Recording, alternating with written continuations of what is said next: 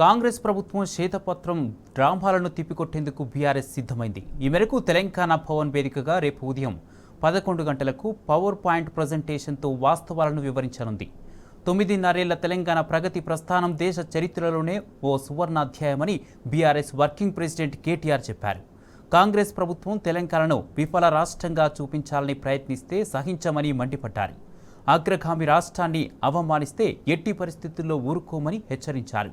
అందుకే గణాంకాలతో సహా వాస్తవ తెలంగాణ ముఖ చిత్రాన్ని వివరించేందుకు తెలంగాణ రాష్ట్రానికి సృష్టించిన సంపదను ఆవిష్కరించేందుకు పవర్ పాయింట్ ప్రజెంటేషన్ ఇస్తామని కేటీఆర్ తెలిపారు. ఇక బీఆర్ఎస్ 10 ఏళ్ల ప్రగతి ప్రస్థానంతో పాటు మేము సాధించిన విజయాలు, ఎదుర్కొన్న సవాళ్లు, తెలంగాణ రాష్ట్రాన్ని ఎలా అభివృద్ధి పథంలో తీసుకెళ్లామో తెలుపుతామన్నారు.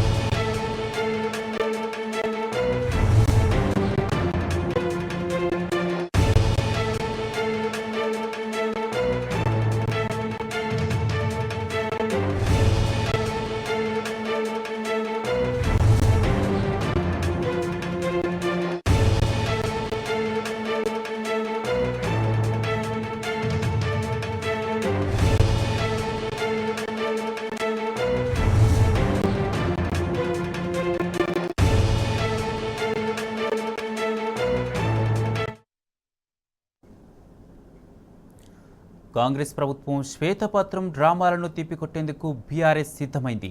ఈ మేరకు తెలంగాణ భవన్ వేదికగా రేపు ఉదయం 11 గంటలకు పవర్ పాయింట్ ప్రజెంటేషన్తో వాస్తవాలను వివరించనుంది. 9.5 తెలంగాణ ప్రగతి ప్రస్థానం దేశ చరిత్రలోనే ఓ సువర్ణాధ్యాయమని బీఆర్ఎస్ వర్కింగ్ ప్రెసిడెంట్ కేటీఆర్ చెప్పారు.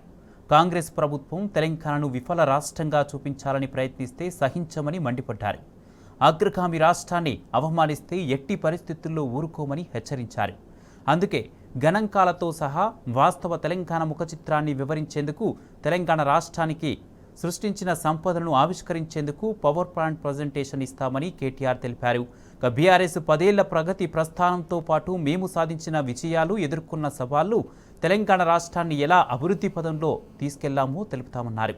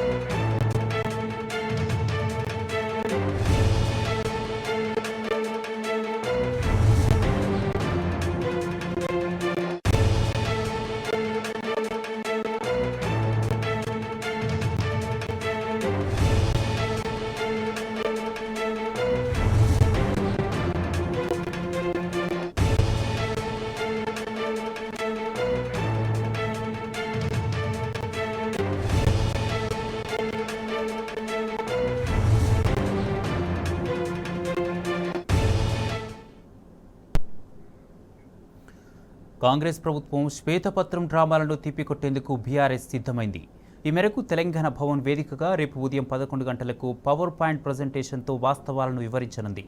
9.5 తెలంగాణ ప్రగతి ప్రస్థానం దేశ చరిత్రలోనే ఓ సువర్ణ అధ్యాయమని బీఆర్ఎస్ వర్కింగ్ ప్రెసిడెంట్ కేటీఆర్ చెప్పారు. కాంగ్రెస్ ప్రభుత్వం తెలంగాణను విఫల రాష్ట్రంగా చూపించాలని ప్రయత్నిస్తే సహించమని మండిపడ్డారు. అగ్రగామి రాష్ట్రాన్ని అవమానిస్తే ఎట్టి పరిస్థితుల్లో ఊరుకోమని హెచ్చరించారు. అందుకే గణాంకాలతో సహా వాస్తవ తెలంగాణ ముఖ చిత్రాన్ని వివరించేందుకు తెలంగాణ రాష్ట్రానికి సృష్టించిన సంపదను ఆవిష్కరించేందుకు పవర్ పాయింట్ ప్రజెంటేషన్ ఇస్తామని కేటీఆర్ తెలిపారు. బీఆర్ఎస్ 10 ఏళ్ల ప్రగతి ప్రస్థానంతో పాటు మేము సాధించిన విజయాలు, ఎదుర్కొన్న సవాళ్లు, తెలంగాణ రాష్ట్రాన్ని ఎలా అభివృద్ధి పదంలో తీసుకెళ్లామో తెలుపుతామన్నారు.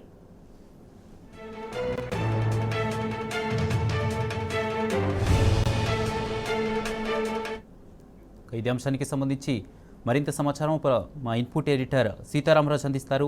సీతారామరాజు.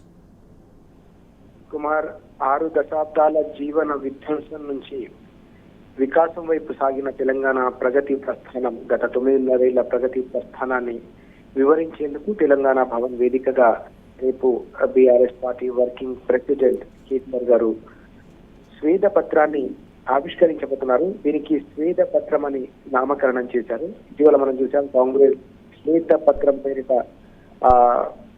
విడుదల చేసిన సందర్భం. కానీ తెలంగాణ ప్రజలు తెలంగాణ అభివృద్ధి, తెలంగాణ ప్రగతికి ఏ విధంగా చెమటోచి ఈ 9 ఏళ్ల పాటు అప్పటి రాష్ట్ర ప్రభుత్వం ప్రణాళికలు రచించిందో, పునాదులు వేసిందో, ప్రగతి పథంలో తెలంగాణను దేశంలోనే అగ్రగామిగా నిలబెట్టిందో ఆ ప్రతి అంశాన్ని కూడా వివరించేందుకు ఈ కార్యక్రమాన్ని చేపట్టింది బీఆర్ఎస్ పార్టీ.